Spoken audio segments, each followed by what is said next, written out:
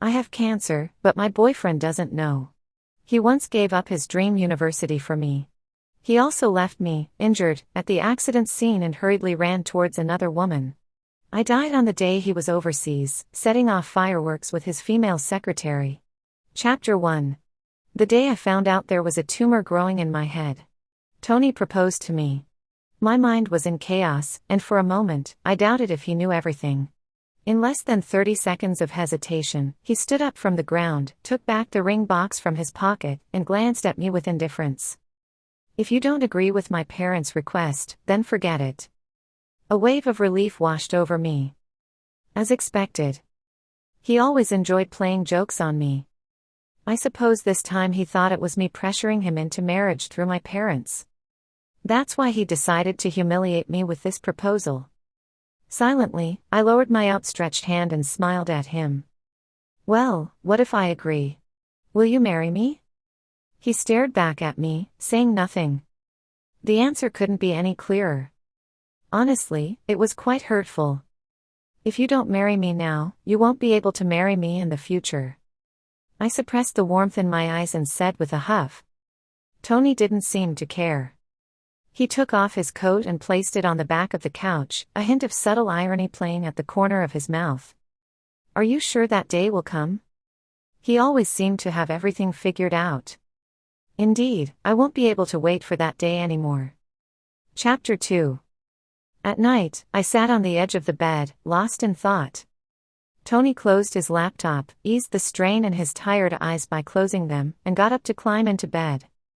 He habitually turned his back to me, leaving a space wide enough for a pillow. Sleeping positions don't lie. Even after 8 years together, he still couldn't adjust to sleeping in the same bed as me. I've always been shameless in front of him.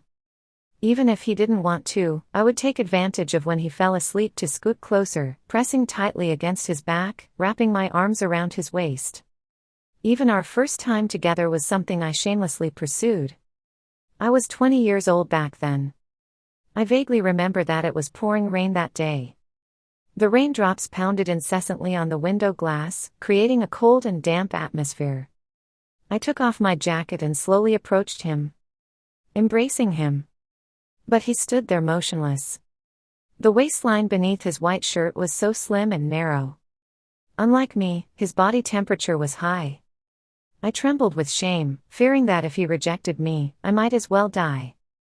I looked up at him with a forced smile, but tears blurred my vision.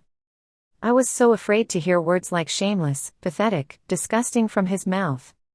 I was still just a young girl, with the courage of a fool but lacking the ability to bear the consequences. He stared at me coldly, as if he would push me away at any moment. My hands trembled as I unbuttoned his shirt, my legs shaking to the point of almost collapsing. "What are you doing?" he asked.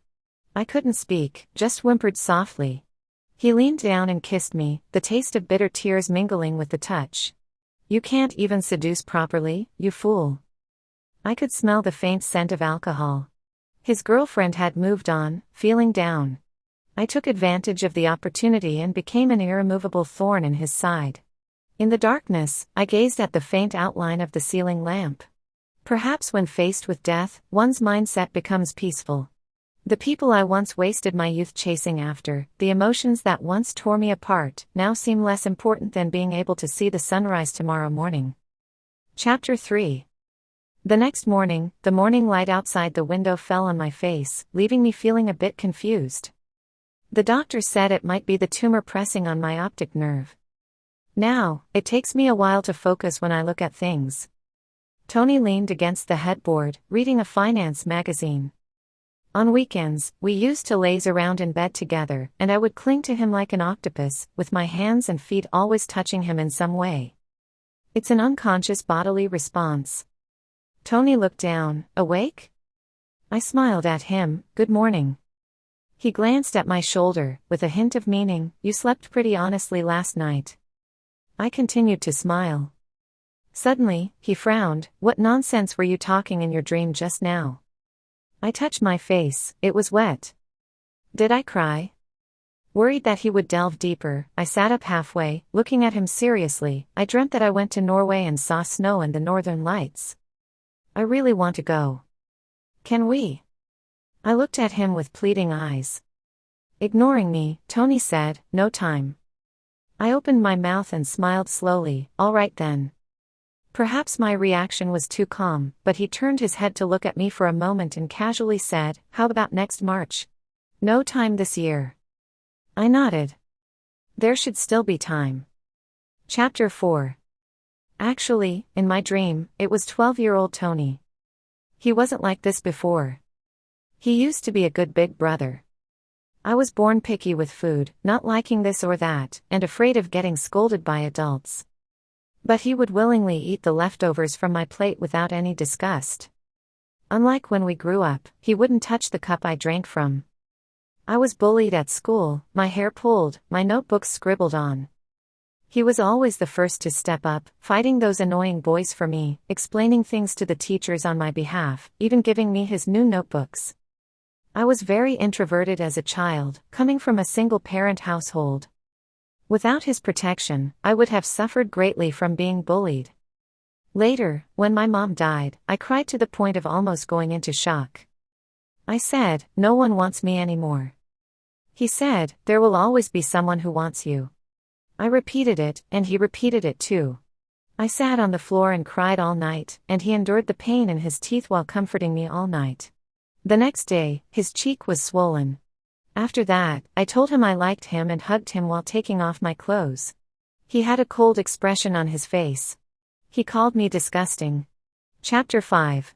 On Monday, I went to the office to bring Tony his spare phone, which he had left at home. On the way, someone called. I glanced at the notes. 11. How intimate. Selena. When my mom named me, she probably wanted me to be safe and sound. Unfortunately, I got brain cancer before I even turned 30, letting down her hopes. I guess my family has a genetic predisposition to tumors. My mom, my aunt, and my great-grandmother all died from cancer, and they were all young when they passed away. When I arrived at the office, Elena stopped me, distant but polite. The general manager is in a meeting. Please wait for a moment. Elena was his college classmate, and after graduating, she became his secretary. She handles all of Tony's big and small matters. They spend more time together every day than Tony and I do. What bothers me is that they had a brief relationship during their college years. Although it didn't last long, it's still a thorn in my heart. In our shared circle, everyone thinks I'm unreasonable and possessive around him, not allowing any other girls to get close. But I wouldn't even dare to mention firing Elena.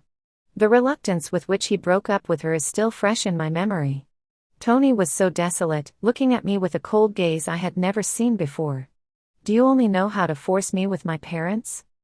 His voice was hoarse, and I even felt a hint of tears in his eyes. Do you like her that much? I stood there, stunned, for a long time.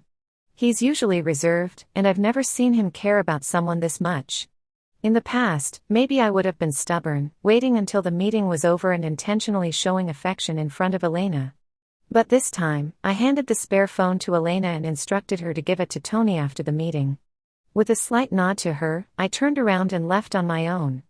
There was a hint of surprise on Elena's face. Chapter 6. Tony's parents moved back to their secluded old house after retiring. I visit them every month. But Tony is not willing to go with me. My parents have always liked you more than me, he said casually while reading a contract. You can go. My mother was unmarried when she got pregnant with me, and I don't know who my father is. Tony's mother and my mother were best friends, and it was them who raised me after my mother passed away. I am grateful to them and have always tried to be well-behaved. To please Auntie, please Uncle, please Tony. Tony has a strained relationship with his parents, largely because of me. He doesn't know that I am the one who is dependent on them. When Tony's parents disagreed with him being with Elena, it was because they found out that Elena was being supported by someone else at that time. They showed Tony photographic evidence, but he didn't care. Elena had her reasons. He said. So Auntie pointed her finger at me, resentful, saying, instead of letting you go after those low-class people outside, why not choose Selena? At least she is an innocent girl. Tony smiled faintly, if you like her, you can marry her yourselves. Pulling myself out of the memories, I coaxed him, let's go together, they will be happier. Tony's tone remained unchanged, as long as you're happy. I compromised. After looking at him for a while, I stood up, picked up my bag, and said, there's food in the kitchen, remember to eat. Without lifting his head, he replied, okay, be safe on the way. It takes 3 hours to drive to the old house. I have a sweet tongue, a few words, and I can make the old couple laugh heartily. I loosened the soil and fertilized for Auntie, sprinkled radish seeds, and set up the trellis for the pea seedlings.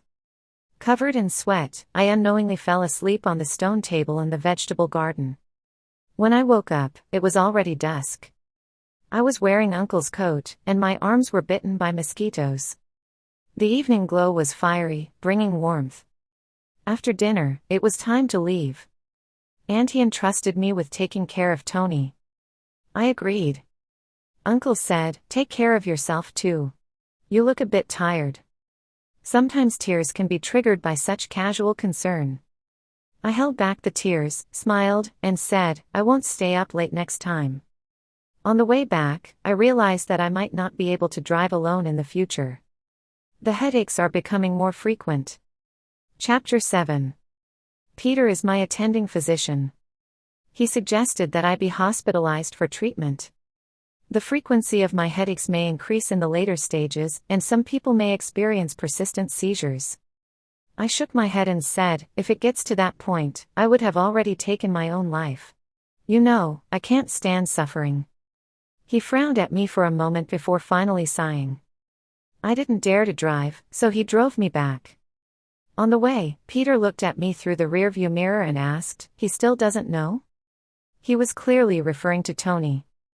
I nodded and replied, I haven't figured out how to tell him yet. He fell silent for a moment and said, I can't imagine his reaction. I laughed and said, he should consider himself lucky to have his second half of life to be free. The biggest regret of Tony's life should be getting involved with me during our sophomore year. Otherwise, he wouldn't have been hounded by me and his parents to take responsibility for me. Peter glanced at me, shook his head, and said, I lied to him back then, saying that you agreed to be with me when you were drunk. It just so happened that I had your clothes from the previous night on my arm, and he misunderstood that something had happened between us. It made him furious. I said, he was angry because his parents forced him to break up with Elena. Peter clicked his tongue and said, believe whatever you want. As the sky gradually darkened, we passed by the sports plaza where a group of energetic young people were sweating on the basketball court. I had a moment of trance in my eyes. Stop for a moment, I said to Peter. I don't want to go back yet. Don't you know how to play basketball? I want to watch. Me? Peter hesitated for a moment. I can play table tennis, but it's been years since I played basketball. After my persistent persuasion, Peter rolled up his sleeves and reluctantly stepped onto the court. He had long arms and legs, and apart from some initial discomfort, he didn't slow us down. When he made a beautiful three-point shot, I couldn't help but scream in excitement. Peter wiped the sweat off his forehead and proudly turned to look at me. Not far away, I saw a familiar figure. He was wearing a shirt and trousers, with his sleeves rolled up to his elbows, looking pale as he watched the basketball court. I knew that on the outside of his arm, there was a long and hideous scar.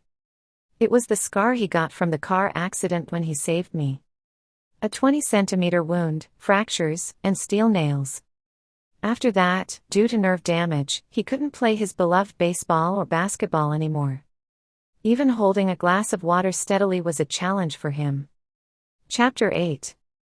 That hand once blocked a deadly flying stone that was about to shatter the windshield for me. I felt guilty about it for a long time.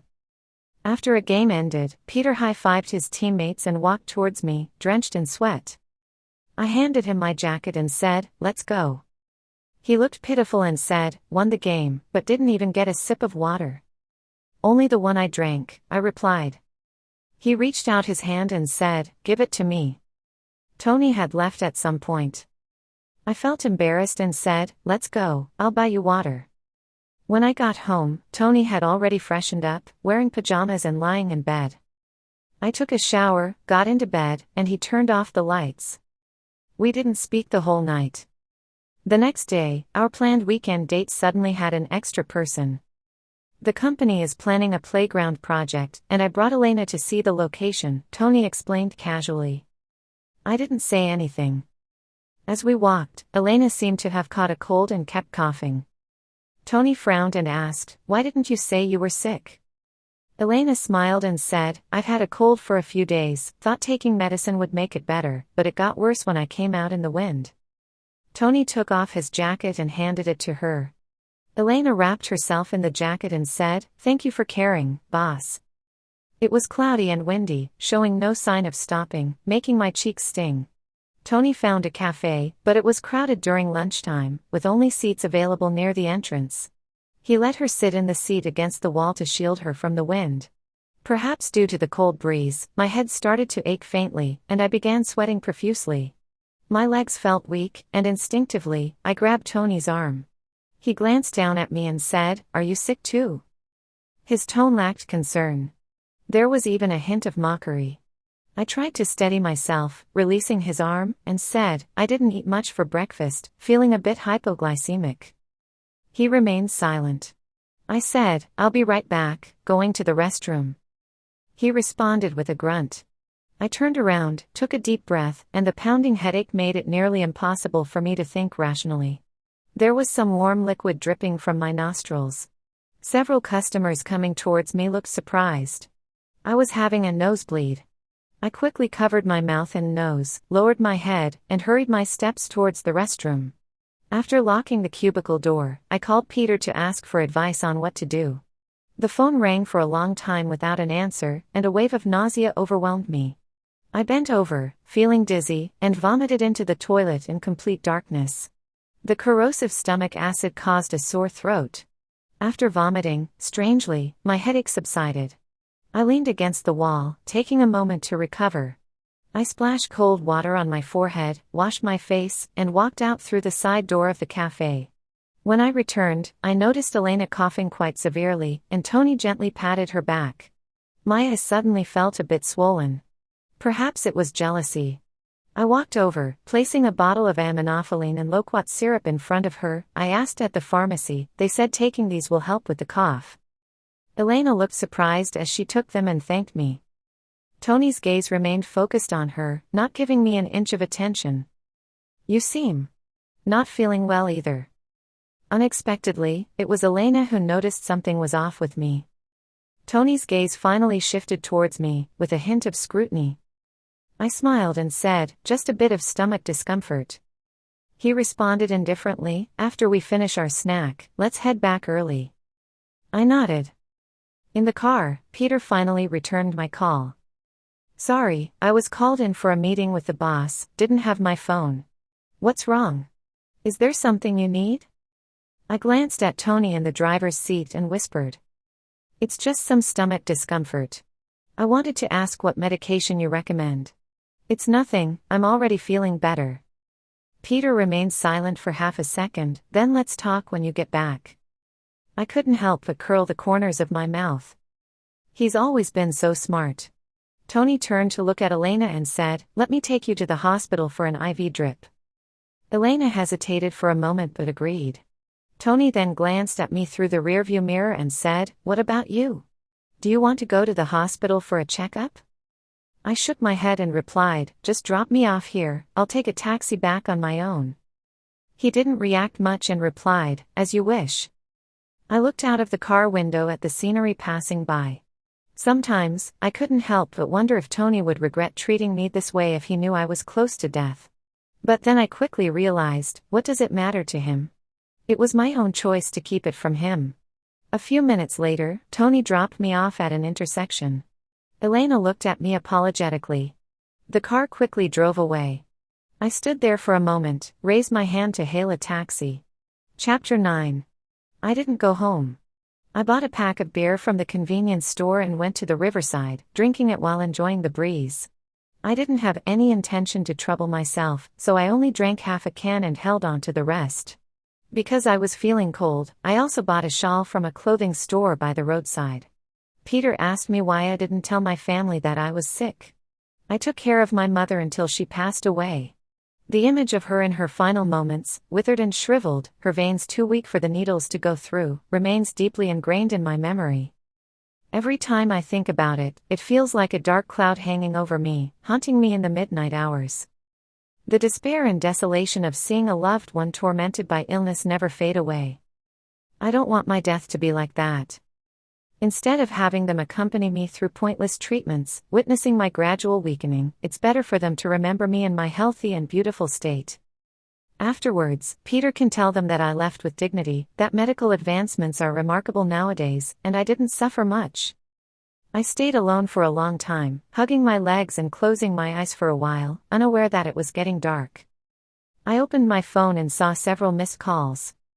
I randomly selected one and called back. Tony sounded angry and frustrated, as if he wanted to devour me. "I've called you so many times, why didn't you answer?" I was stunned for a moment before I regained my composure, instinctively feeling that I had delayed something important. "What's wrong? Is there something going on?" He remained silent for a while, his breathing heavy and labored, as if struggling to control his emotions. "Where are you?" I looked around and replied, "Lujiang Pier." He said, "Stay there, I'll come to pick you up." I wrapped the shawl tightly around myself and obediently waited for him in the same spot. Tony arrived faster than I expected. After parking the car, he walked briskly towards me, his gaze quickly scanning me for any signs of trouble. Once he realized I was fine, he calmed down. "Why are you here?" he asked. Before I could answer, I sneezed. His expression turned grim, and he took off his coat to cover me. I didn't really want it, considering that the coat was draped over Elena's shoulders earlier. Faintly, I could still smell Elena's perfume on it. I followed behind him, secretly taking off the coat. Tony opened the car door and suddenly turned around, furrowing his brows. "What's wrong?" I whispered. "Elena wore it." I didn't want something that had been worn by her. Let me be petty if I want to. I'm almost dying, do I still need to be so considerate? Who said that? He grabbed the coat and wrapped it around me again, but his frown softened. Even if she wore it, you should wear it too. You think your body isn't weak enough? Inside the car, he turned on the heater.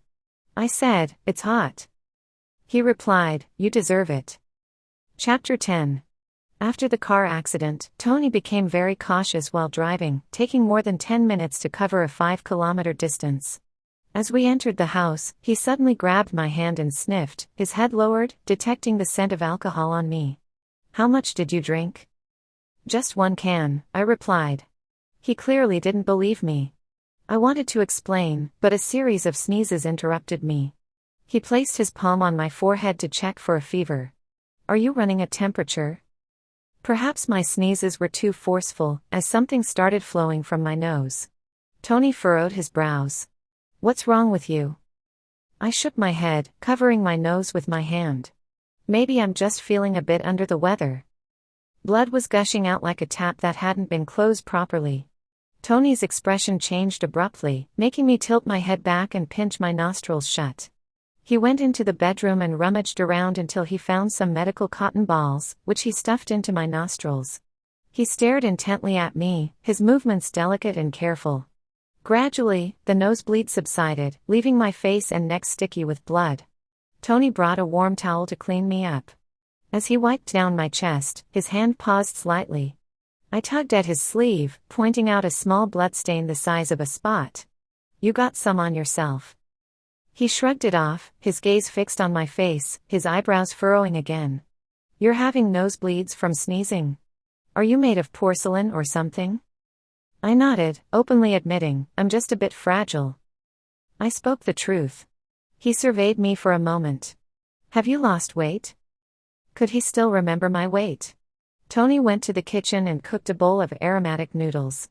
Then he watched me devour the entire bowl. It had been a long time since I felt this full. My belly swelled, leaving me unable to move. He brought pajamas and crouched down to help me change my shoes. With his head lowered, the stray strands of hair covered his eyes, giving him a patient and gentle appearance.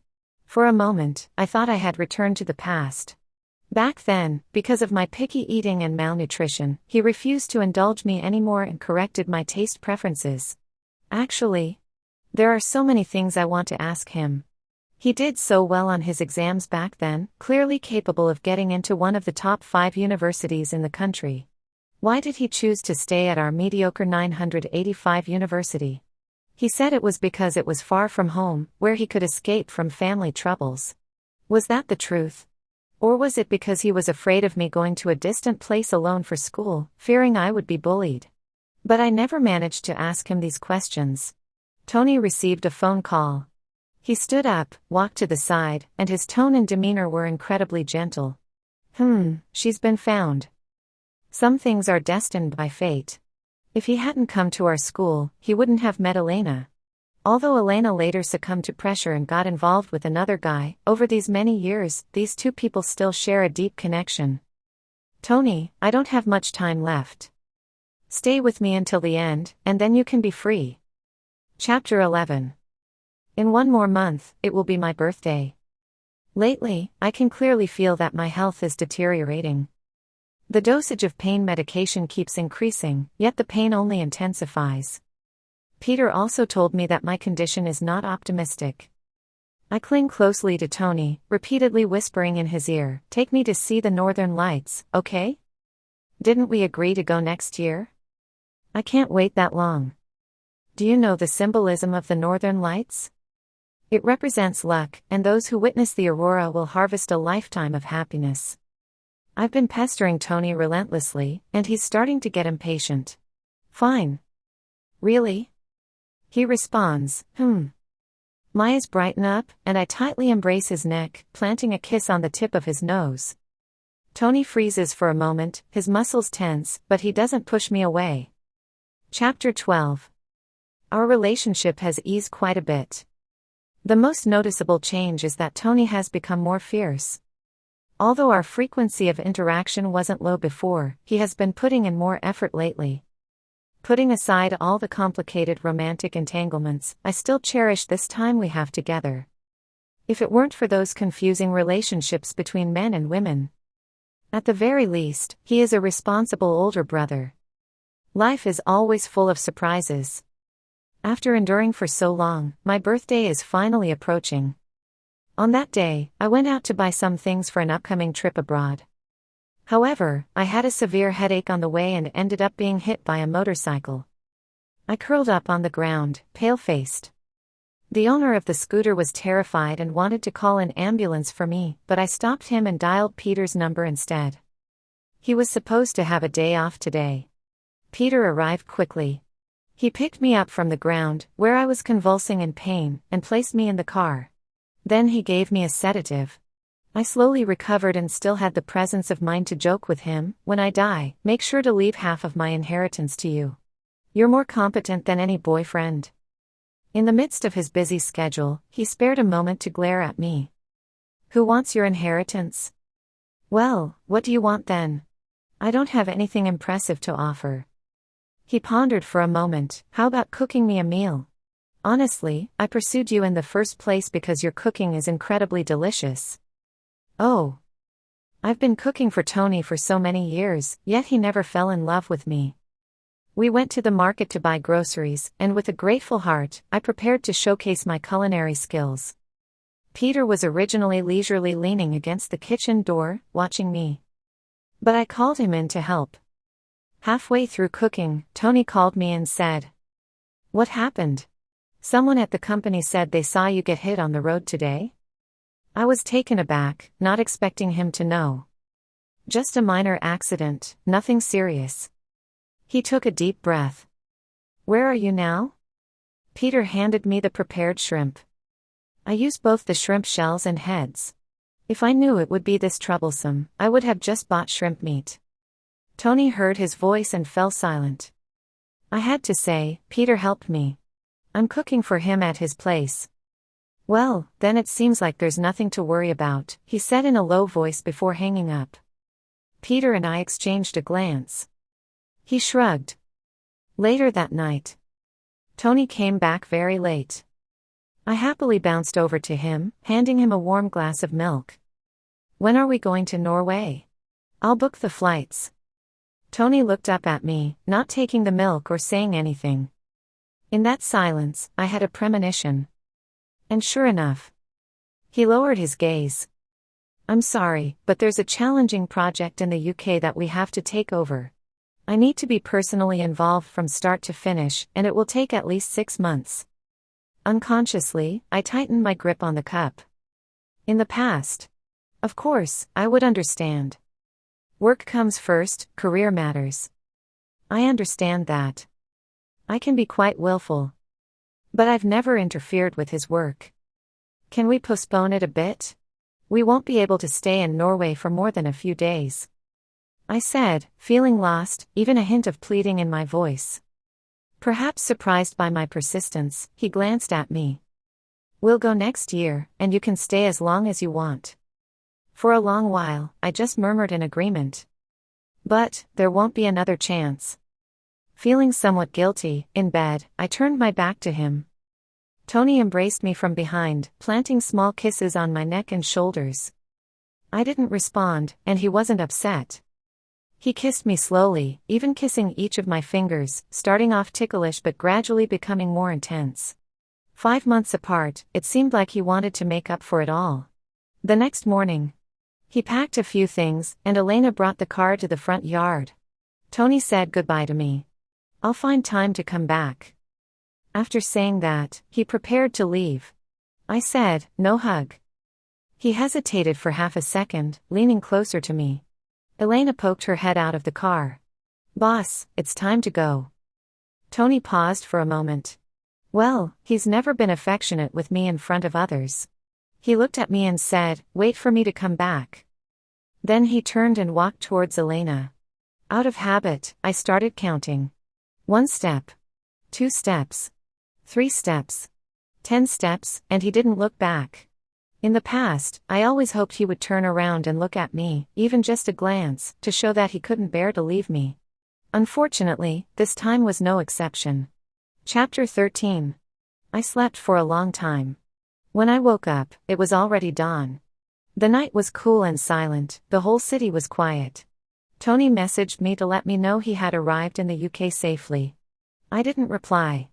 I couldn't sleep anymore, so I sat on the bed with my legs crossed. Actually, it's fine. I didn't want him to know about my condition, and now that he's gone abroad, he won't know if I die. In the haze, I remembered many things from the past. When I was young, I had poor health and was prone to allergies. I also had nasal congestion and couldn't tolerate dust, so whenever it was my turn for duty, he would come to our class and sweep the floor and clean the blackboard for me. When I slipped and fell on the snowy ground in winter, he put gloves on my hands and carried me home on his back. When I had a cold and a sore throat, couldn't eat anything, and there were no adults at home, he cooked porridge and patiently fed me spoonful by spoonful after it cooled down. And that time with the car accident, if it weren't for him shielding me in front, I might have already died. Every time he treated me badly, it would be offset by all the good things he did for me before. Day by day, year by year, these offsets accumulated. But I still really like him. Because some memories require many instances of bad things to offset them.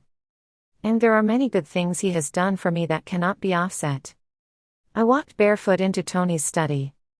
He rarely allows me to come in. In the dusty corner of the bookshelf, I found an art book.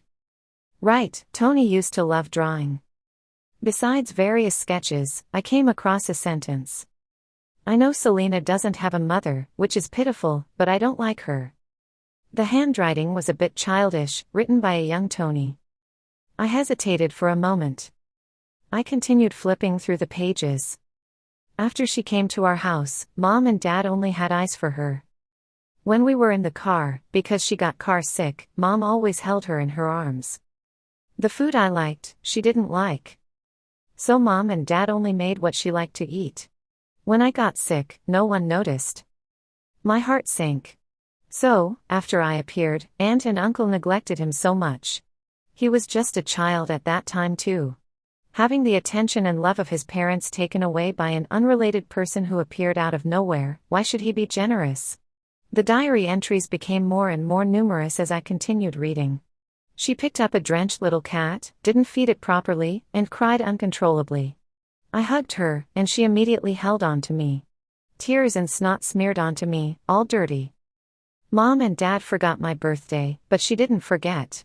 She even went around the whole class, spreading the word and making the teacher and the whole class sing me a birthday song. I didn't look up the entire time, it was too embarrassing. I didn't let her call me brother, but she didn't listen. I'm not her brother. Does being her brother mean I have to give in to everything? That's what my parents said. Does she call any guy brother? Most of the book is filled with drawings, occasionally he would write a piece about something important. Today, I overheard her talking to the cat's grave. If I don't please him, I'm afraid Uncle and Aunt will send me away. At that moment, I felt quite sad. My eyes felt a bit sore. When I was young, I really wished that Uncle and Aunt, and he, would be a family. My liking for Tony also mixed into this obsession. I longed so much for a home. But that doesn't mean I don't truly love him. After Tony grew up, he rarely kept a diary.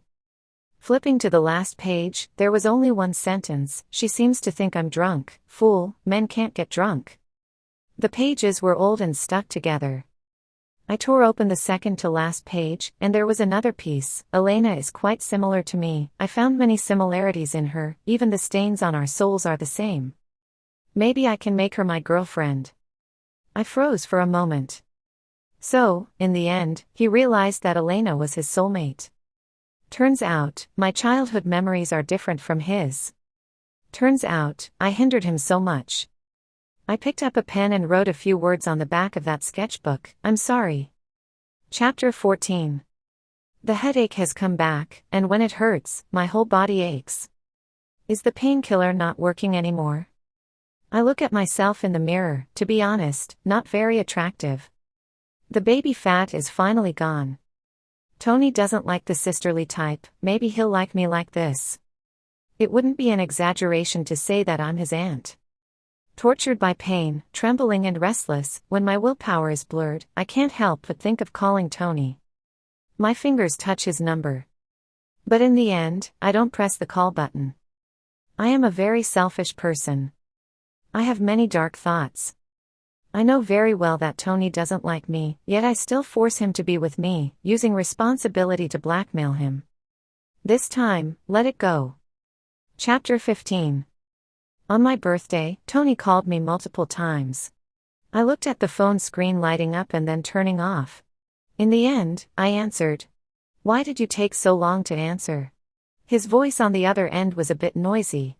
I fell asleep, I whispered. Did you have cake? He asked. I nodded. Yes, I did. Did Mom and Dad celebrate with you?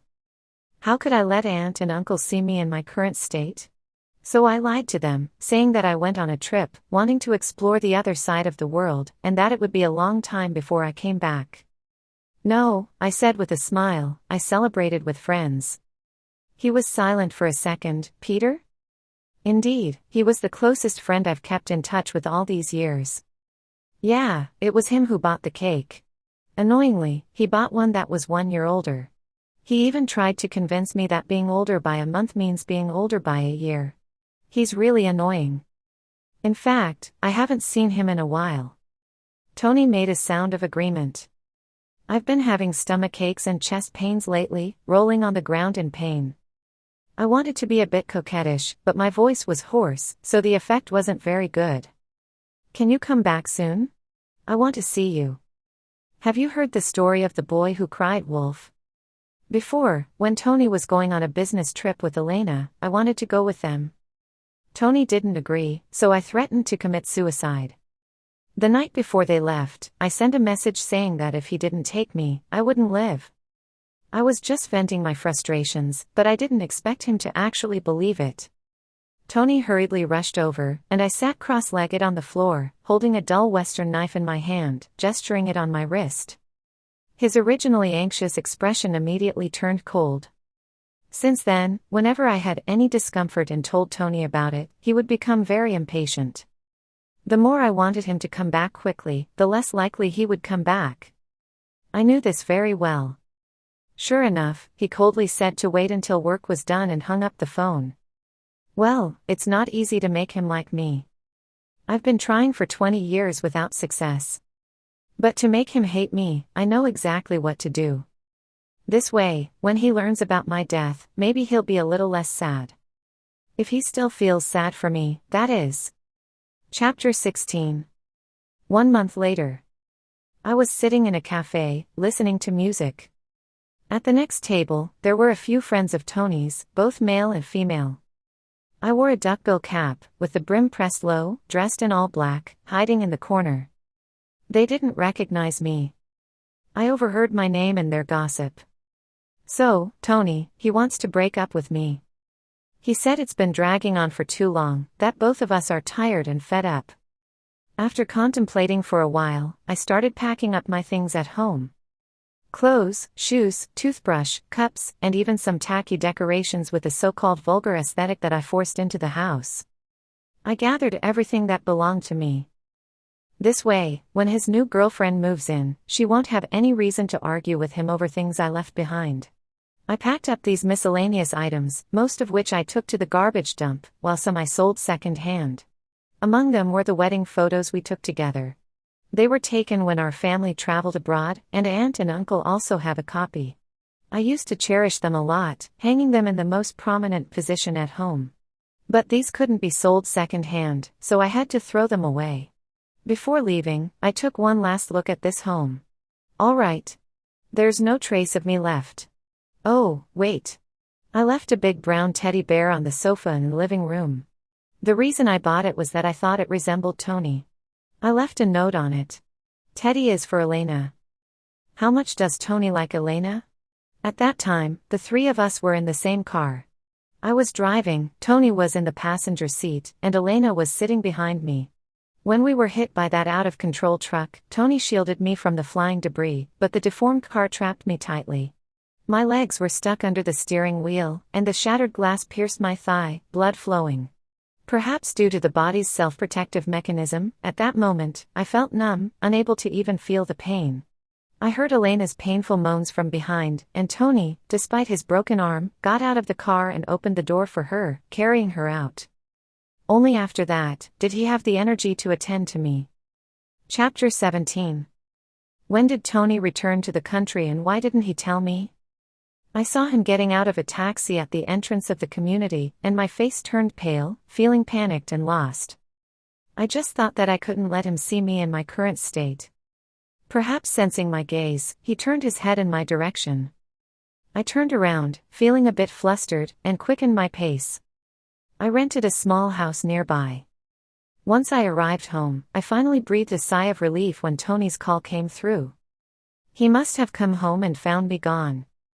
I composed myself and I answered the phone. Hello? Tony's slightly cold voice came through. Where are you? I didn't answer. He asked again, with a hint of urgency, where are you? My mind was in chaos, and I came up with a random excuse. I went on a trip. He sneered. You move out when you go on a trip? I thought the house got robbed. What do you mean? I wanted to live on my own. He took a deep breath. When he spoke again, the displeasure in his voice was almost overflowing from the screen. I'll ask you again, where are you? I thought for a moment, gripping the phone tightly, and said, let's break up. There was silence on the other end. I hung up the phone. 2 days later, in the middle of the night, I secretly went to the original villa. The big bear that I left behind was thrown into the yard. It was soaked in the rain and dirty.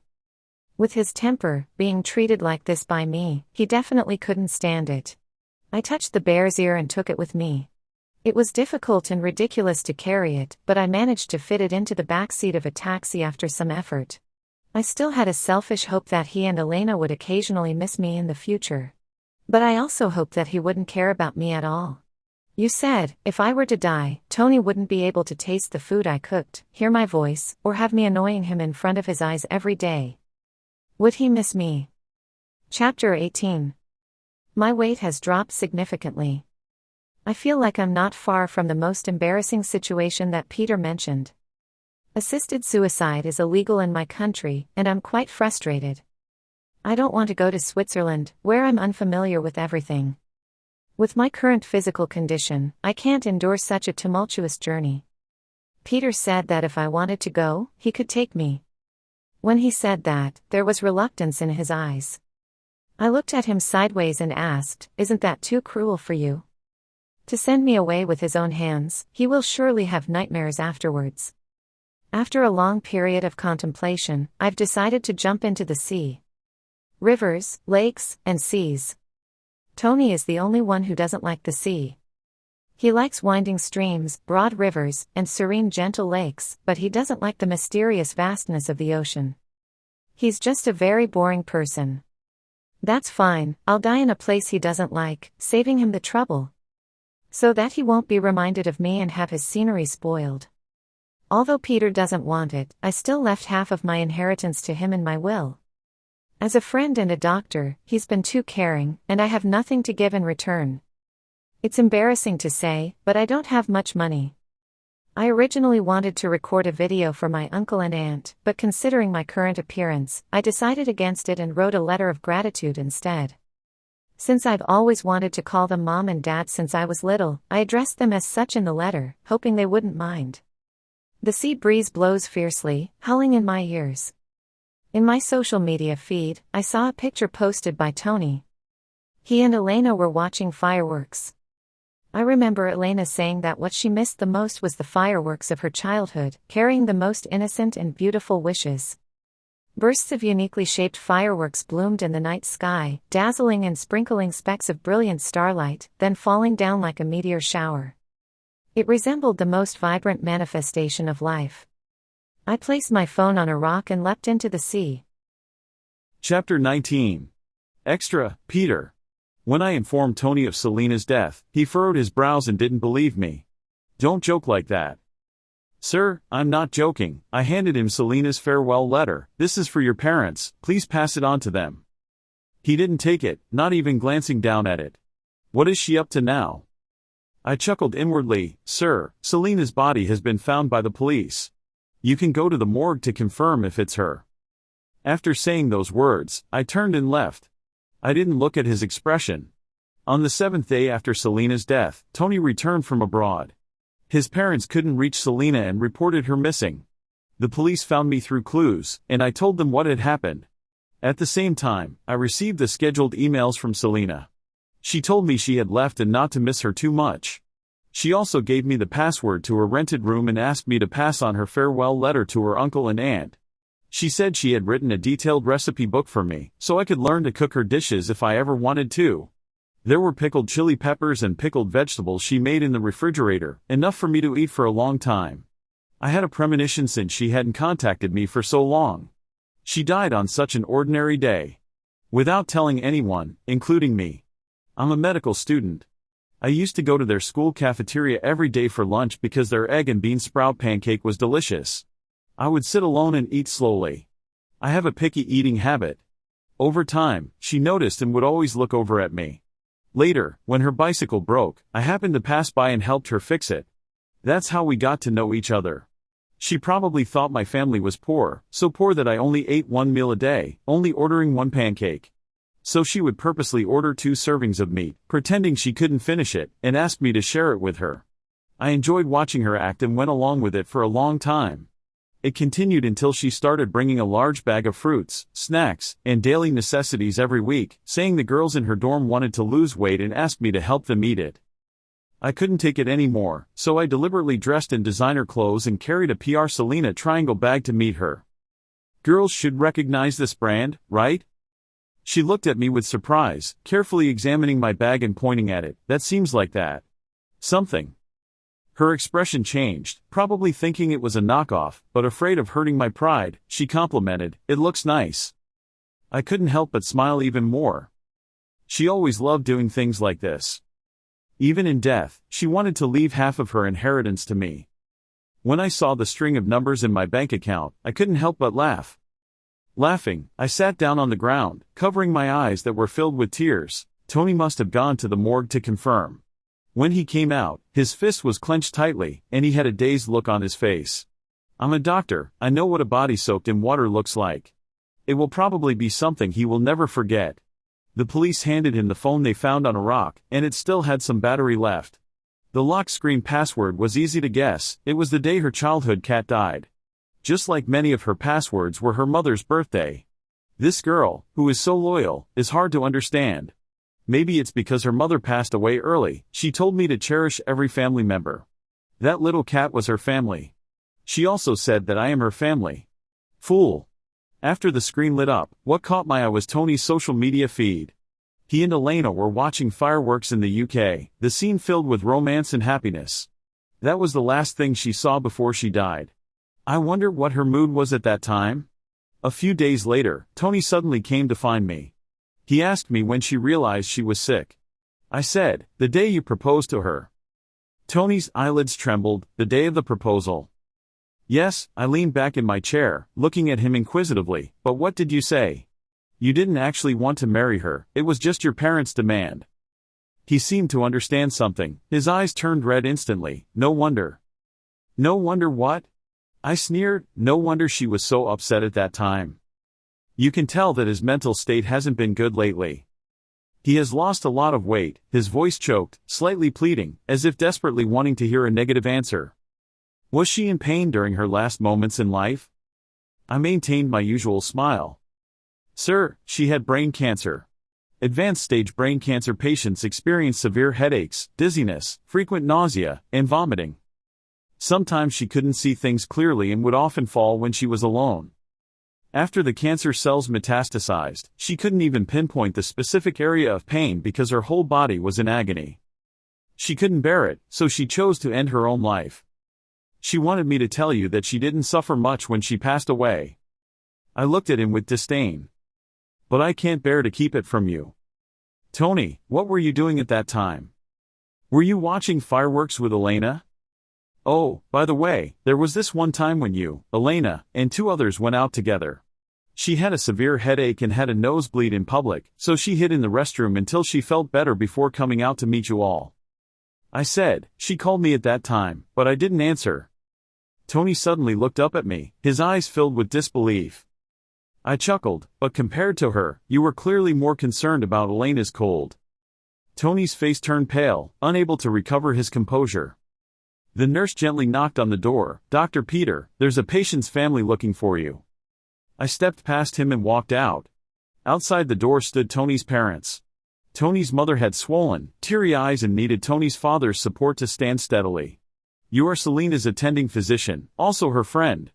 Can you tell us if Selena really had cancer? Tony's mother reached out her hand to me, her voice trembling. Why didn't you tell us anything? I quickly held her arm. Auntie, please accept my condolences. And during her final days, no one was there to accompany her or care for her. She was all alone, enduring it all by herself. How much pain she must have been in. Tony's mother said, tears streaming down her face. Using the prepared words, I said, Auntie, don't be too heartbroken. Medical technology is very advanced now. Selena didn't suffer much. She just didn't want to spend her last days relying on medication and medical equipment to sustain her life, which is why she chose to jump into the sea. She loved the ocean, and for her, it was a form of liberation. She didn't want to see you all grieving for her, that's why she didn't tell you. Tony's father stood there, dazed, his eyes bloodshot, choked up. Is that so? I nodded. She said she wanted to remain in your memories as the beautiful and healthy Selena.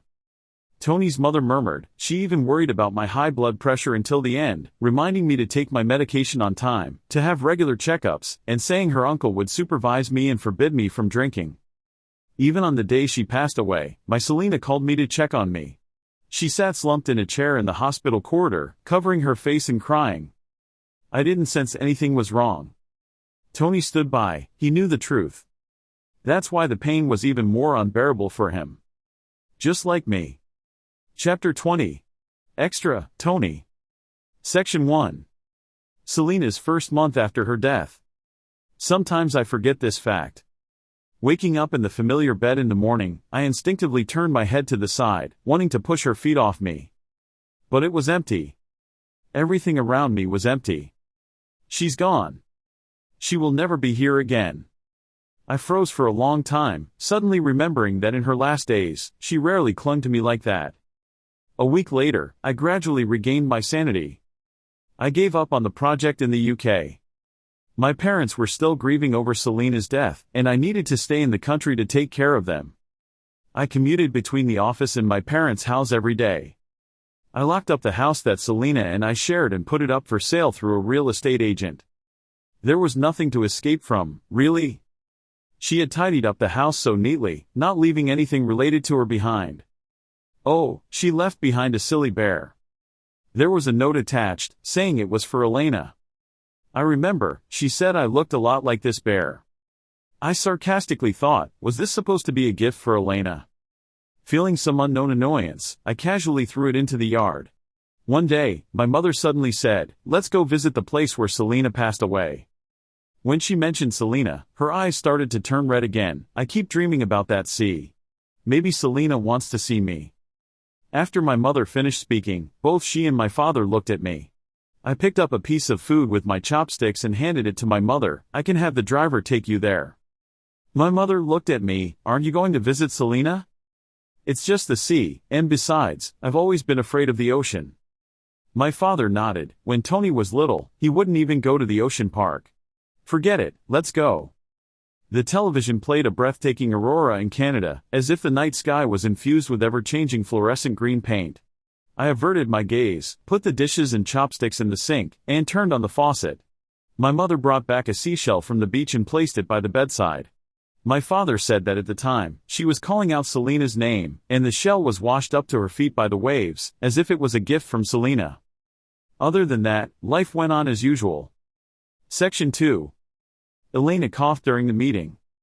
I looked up at her and said, "Step out." Elena froze, and everyone in the meeting looked at me in surprise. She quickly apologized and hurriedly left the conference room, covering her mouth. I shifted my gaze back and gestured for the employees on stage to continue with the presentation.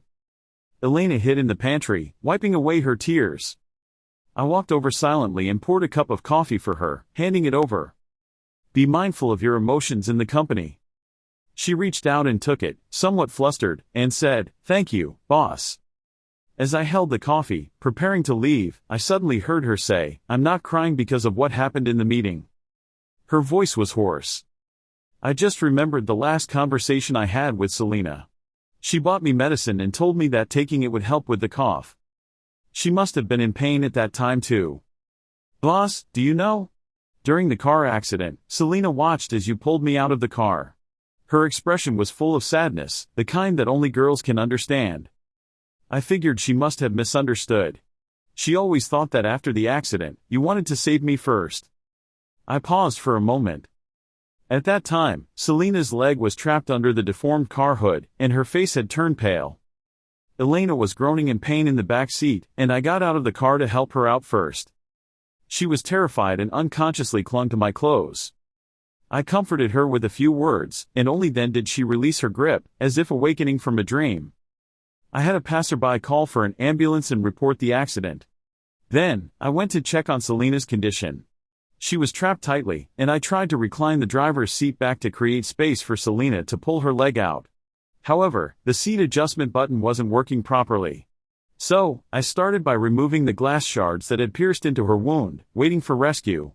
She was usually someone who was afraid of pain, but at that moment, she didn't make a sound. She kept staring at my broken arm and said she was fine, really fine. But later, when we arrived at the hospital and saw Peter, her eyes turned red as she cried out in pain. That's when I understood that in her heart, I might not be as trustworthy as Peter. Elena whispered, "But I know that when you helped me out of the car, you wanted to recline the seat back to create space for her, right?" I didn't answer. That night, I saw a notification on my phone. How painful is it to jump into the sea? Someone in the comments shared their personal experience. They mentioned the regrets and struggles in the process, but once there was no turning back, it became hopeless. The feeling of wanting to breathe but inhaling seawater into their lungs, the burning pain in their airways. I didn't finish reading it. After that day, I started experiencing sleepless nights, staying awake throughout.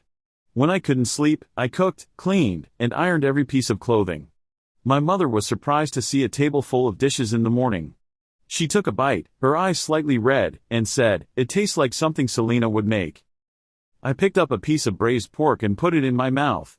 The familiar taste filled my lips and teeth, yet a deep sense of sadness surged in my chest, as if triggering buried memories in my mind. Before this, I had never cooked before. Why could I make flavors similar to hers? I suddenly realized that everything I did was something Selena used to do.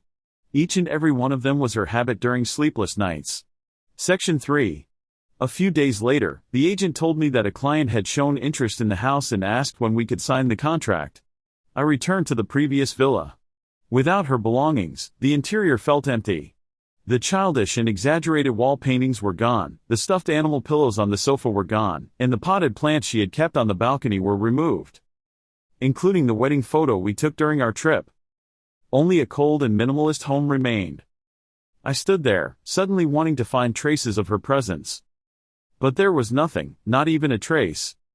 Relentlessly, I searched every corner, but there was nothing. Where was that bear? I hurriedly ran to the corner of the yard, but the bear was long gone. Perhaps the cleaner mistook it for trash and took it away. The last thing she left me, I had also lost it. I returned home, took out the clothes she had bought for me in the past, and laid them out on the bed, big and small, then lay on top of them. I didn't intentionally try to fall asleep, but I quickly drifted off. I faintly felt a soft breath by my ear, almost like a cat, barely there. This sleep, unusually long. The door opened, footsteps approached. I abruptly woke up, walked out of the room, and went downstairs. At the sight of the person, my heart skipped a beat. It was just the agent. He came with a client to view the house, and upon seeing my surprise, he smiled and said, "Tony, you're here too. Perfect, let me introduce you to each other." I covered my eyes, took a deep breath, and said, "I'm sorry, I can't sell the house." I went to find Peter. I asked him about Selena's last place of residence. He looked at me for a moment, smiled, and said, "I've already bought that house, so don't bother thinking about it." I froze. He stood up, walked towards me, and said, "I know you want to find her belongings, to know how she spent her final days. But you don't have that opportunity anymore." I remained silent for a moment, looked up at him, and said, "Actually, I'm jealous of you. Jealous of the things she shared with you, you know better than anyone else. Jealous that when she was hurt and in trouble, the first person she thought of was you, not me. Even though before you came into the picture, she only relied on me." Peter slowly began to smile and said, "Tony, that's because you're not worthy." Section 4. I returned to the villa once again. However, since that day, I could no longer feel her presence. I started to remember many things. My mother was displeased with Elena and afraid of me being with a girl like her, so she tried her best to arrange for me to be with Selena. That day, after having some drinks with my friends and returning home, she suddenly entered my house. Like a drenched rabbit, her eyes red, clearly not understanding anything, yet daring to unbutton my shirt. In that moment, I thought to myself, you see, my parents wanted her to be with me, and she actually came. That night, she must have been scared, trembling the whole time, and eventually, she started crying. Later on, I proposed to her.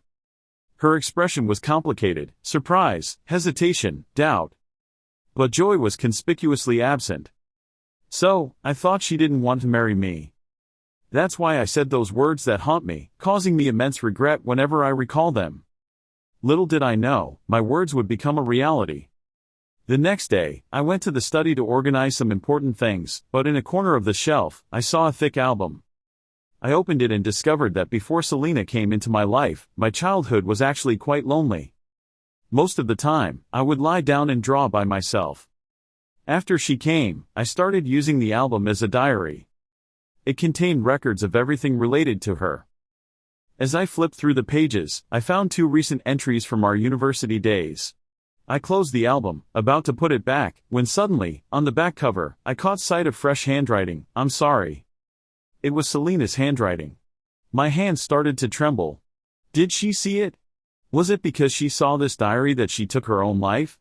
I was always expected to be a person who meets the standards since I was young. So, even though I felt that the girl adopted by my family took away the care and love, even though I disliked her, even though I didn't want her around, I still had to pretend to be a good brother, take care of her, and protect her. My parents didn't allow me to have a temper or selfishness. When I accidentally broke a toy as a child, they would look at me with disappointed eyes. Later, I met Elena, and I found something in common with her. She had a mother who favored her younger brother, who had leukemia and no money for treatment. So, she willingly became a mistress to a married man, asking him for money to help her mother and treat her brother. I saw her talking to her family on the phone once, and in the moment she hung up, her face showed disgust. She softly said, "It would be better if I were dead." She turned and saw me, shocked but seemingly unsure how to explain. Later, her brother really died, and she found relief, breaking up with that man. But rumors started spreading at school. Photos of her entering hotels with that older man were everywhere. She explained that he was her uncle, but no one believed her. As a girl with a bad reputation like hers, any interaction with a man would lead to rumors. This time, I became the male lead of the scandal. In the moment my mother angrily accused me, I suddenly felt tired. Very tired, incredibly tired. She said she would rather have me be with Selena, and I laughed, saying, "If you like it so much, then go ahead and bring her home for yourself." My mother slapped me. Selena followed behind me, wanting to speak but hesitating. How would my parents, who are so far away, know about me and Elena? I looked down coldly at her. "Are you only using my parents to pressure me?" Selena hurriedly explained that it wasn't her. And indeed, it wasn't her. It was just a professor at school who was familiar with my mother. But I didn't apologize to Selena. At that time, I didn't want to see her. A man appeared by her side, Peter from the medical school, I don't know when. I have never seen her so interested in anyone of the opposite sex before. They would eat together in the cafeteria every day at noon, happily carrying a big bag of snacks to meet him. She would even ask me while browsing online shopping websites, "What brand of shaving razor do guys usually use?" I glanced at her and asked why she was asking about that. She stuttered and said it was for her roommate's sake. But in reality, I saw her giving the shaving razor along with a bag of fruits to Peter. She even touched her own chin in front of him, asking him to be more refined. In that moment, that kind of shock and anger, even I was surprised. Perhaps all those days of not accepting her, reluctantly taking care of her against my own will, had already been worn away bit by her. Since the moment she hugged me, crying, because of her dead cat, I realized that I wasn't so annoyed by her. She was the only place in this home where I could find solace. But she didn't know that I had a stubborn mouth, that a childish little boy could be so contradictory. Until her death, she always thought I hated her. Until her death, she always thought I loved Elena. What kind of emotions were running through her when she wrote those 4 words? All the pain deliberately hidden away, all the details of how I hurt and disappointed her that were intentionally avoided, the agony she endured alone from the cancer and the fear of impending death, all flooded into my body. I knelt on the ground, holding that diary, and cried in pain like a child curled up in a ball. Section 5. I finally went to that beach, the one I've been avoiding all this time. I was afraid of remembering how she looked when she died. Standing at the shore, the salty sea breeze brushed against my face, and the waves of blue danced, causing a nauseating dizziness. Ever since I was 6 years old and almost drowned after being swept away by a wave, I developed a fear of the sea. And Selena died precisely in the sea. The waves licked at my feet, as if guiding me towards a deeper home. 1 step. 2 steps. The last thing she saw before she died was the fireworks photo I posted on my social media. I just thought that those beautiful fireworks resembled the northern lights she wanted to see. But I didn't expect Elena to like it. From that moment on, in her heart, it became a romance between me and Elena. As the sea level got closer and closer to me, a phone call startled me. When I regained my senses, the seawater had already risen up to my waist. I picked up my phone, and it was my mom. I answered the call, covering the receiver to avoid her hearing the wind and the sound of the waves. "What's wrong?" My mom's voice sounded tired. "I was sleeping when a seashell suddenly fell to the ground and woke me up. I just felt like calling you. When will you be home? What do you want to eat tonight?" "A seashell?" I froze.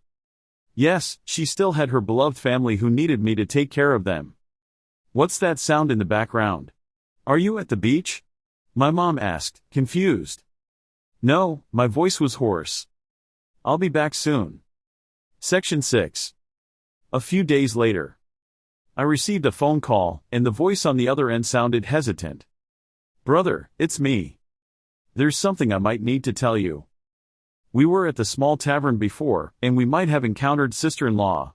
She looked so thin at that time, I didn't dare to acknowledge her. A few of us had a bit too much to drink, and suddenly we started talking about you. Little 11 spilled the beans about the drunken words you said to him in England. He mentioned that you were tired and fed up with being with sister-in-law. After hearing that, she seemed really upset and left quickly. Later, when I heard about sister-in-law's passing, it weighed heavily on my heart. After thinking it over, I decided to tell you about that day. After hanging up the phone, I lowered my gaze. So, this was the reason she decided to leave. She would never know that when I came back to the country that time, it was to propose to her. I was indeed fed up. I was tired of constantly being jealous, lingering in the background, tired of our facade, tired of consuming each other. I wanted to ask her if she would marry me, if she would go to England with me for the wedding. But she had moved out with all her belongings and then broke up with me. I always felt that she liked Peter. Her friendship with Peter had lasted for 10 years. If it weren't for our relationship, if it wasn't because of my parents, they probably would have been together a long time ago. So, when she broke up with me, I naturally assumed that she left me for Peter. It is only now, at this moment, that I understand how much disappointment she had accumulated towards me. That time when Elena had a cold, I gave her my coat. I did notice the sadness in Selena's eyes, but I intentionally ignored it. Because the previous night, I saw her and Peter at the sports field. Peter scored a goal, and she cheered excitedly. At that moment, I felt jealous. Due to nerve damage, my hand could no longer play basketball, and yet she went to watch someone else play.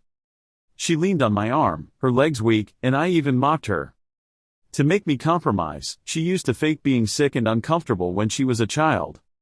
But I should have known that after she had deceived me with that suicide attempt, she never dared to joke about her health again. She wouldn't even tell me if she was truly sick. While I was taking care of Elena, she was hiding away, enduring the pain brought by cancer all by herself. Peter was right. I truly don't deserve her. I don't even have the qualification to die with her. She must have hated me. That's why in her final words, she considered everyone except me.